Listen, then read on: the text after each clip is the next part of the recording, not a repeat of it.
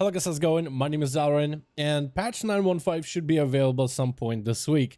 I am personally very excited to see some of the changes that are going to be available. I'm very interested to see what kind of class balancing and tuning Blizzard is going to do. Of course, the Covenant stuff, the legendaries, how that'll be adjusted in order to get as many of us being able to play the classes we really want to play at a competitive level.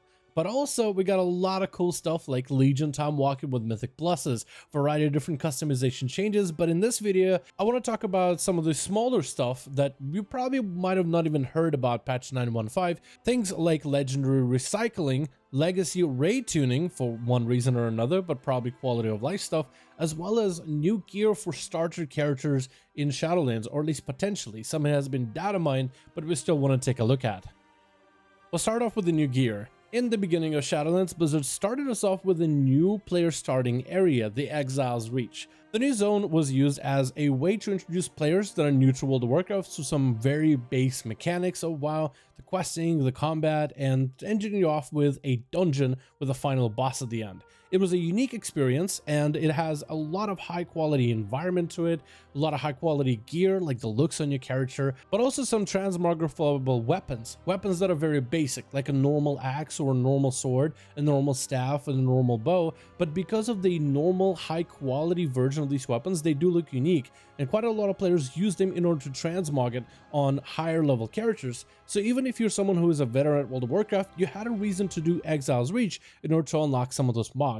Well, it looks like more player gear is getting added at some point in WoW. Not sure if it's a guarantee for patch 9.1 until PTR is open and available, which should be sometime soon as this video releases. But it does seem like new player gear is getting some sort of amps. Maybe it's replacing older gear. Maybe this is just going to be added sets for us to earn as we first time level through World of Warcraft.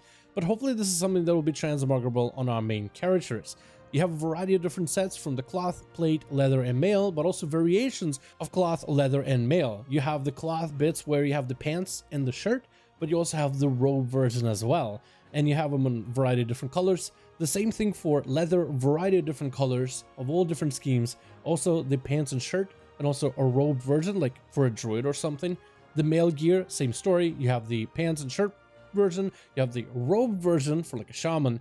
The plate only has the pants and shirt version, but the gear itself, the quality, the texture looks so crisp and really good. The variety of different colors makes it feel like new player gear, like something vibrant and shiny for players to collect. We have different icons, data mined for this gear, but no still confirmation that it's in the game or not. Again, just data mined, no guarantee that it's actually going to be added. I wonder if there's going to be some sort of improvements for new player experience, like some of the vanilla starting zones or some of the early character starting zones that isn't Exile's Reach.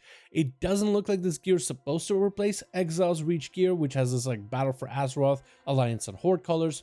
So it looks like just maybe standard gear to add into the game if a player decides to start a new character. With Shadowlands 9.1 looking like a more alt-friendly experience, maybe they're trying to give players something new to collect on those alts. And hopefully this gear is transmogrifiable on their mains.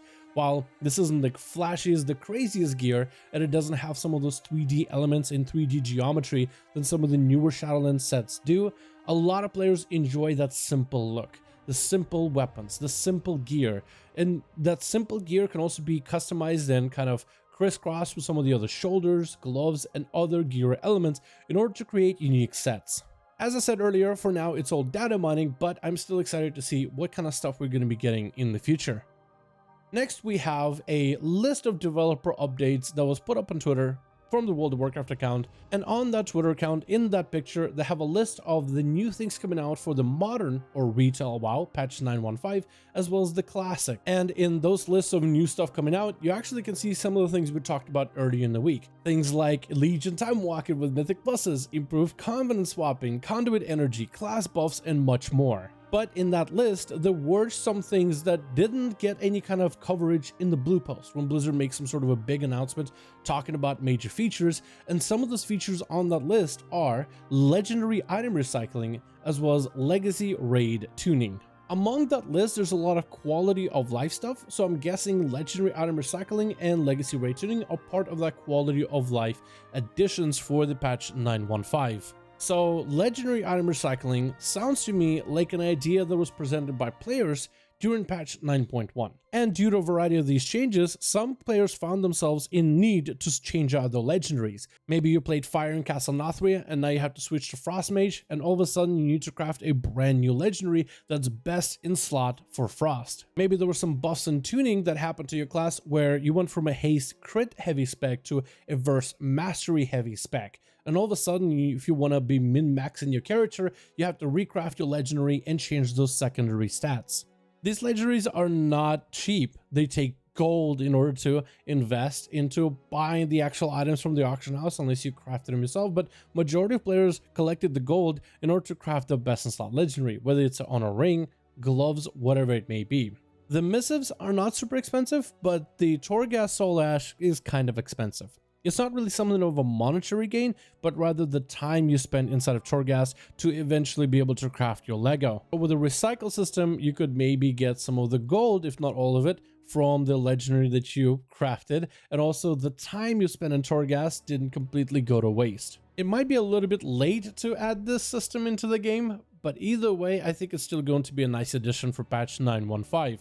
This way players are able to try out different legendaries. Maybe there's a wacky build you always wanted to try, or maybe you want to try the new best in slot spec or best in slot class in a raid. You can craft the best in slot legendary for that character, and if something doesn't work out, like it gets nerfed a week later, or maybe you just don't like the playstyle, you can at least recycle that legendary and get those funds back. Either way, I do think that this change is for the better, and a welcome addition as part of all the other quality of life stuff that Blizzard is adding in 9.1.5. We also have legacy raid tuning on that list as well for the modern patch 9.1.5 updates for the fall of 2021. I don't really know what it might mean, but I have a guess, and that mostly has to do with raid tuning of previous expansions. Players love to go back into older raids and dungeons in order to farm it out for transmog gear, maybe even certain unique weapons, mounts, as well as pets. And some of the fights from older expansions can be really difficult to solo. Maybe mechanics require more than one player to be present in order to be able to even get through the fight. Maybe this legacy raid tuning pertains to the last raids of the last expansion. In Battle for Azeroth, a lot of those fights still require multiple players in order to be able to make some of these fights farmable. Like for example, if you're still trying to go for the mythic Jane amount from the raid Battle for Dazar Allure from Battle for Azeroth, you cannot really solo it. Maybe as a certain class, maybe like a Hunter or Warlock, something with a pet, might be able to get through the first few bosses, but eventually fight mechanics will require multiple players to be there. And if you don't have enough players, you might be soft locked in the fight. And that means you'll need to bring other players with you in order to make this raid farmable for transmogs and mounts, but then you bring in, what, 10 or maybe even 20 other people into the raid in order to be able to run it. And sometimes players just want to be able to go back to those old content and just do them solo. So that's what I think the legacy raid tuning pertains, is mostly for players that are looking to solo older content. Anyway, that's going to be everything we have to take a look at from the stuff for 9.1.5 that you probably weren't even aware of, some of the smaller changes that are coming out. Patch 9.1.5 should be dropping at some point this week on PTR, and I cannot wait to dive into it to take a look at everything that's there, from the different customizations to the different class updates. But anyway, thank you guys so much for checking out this video. Let me know your thoughts in the comments below. What do you think about these changes in 9.1.5? And I'll see all of you in the next one.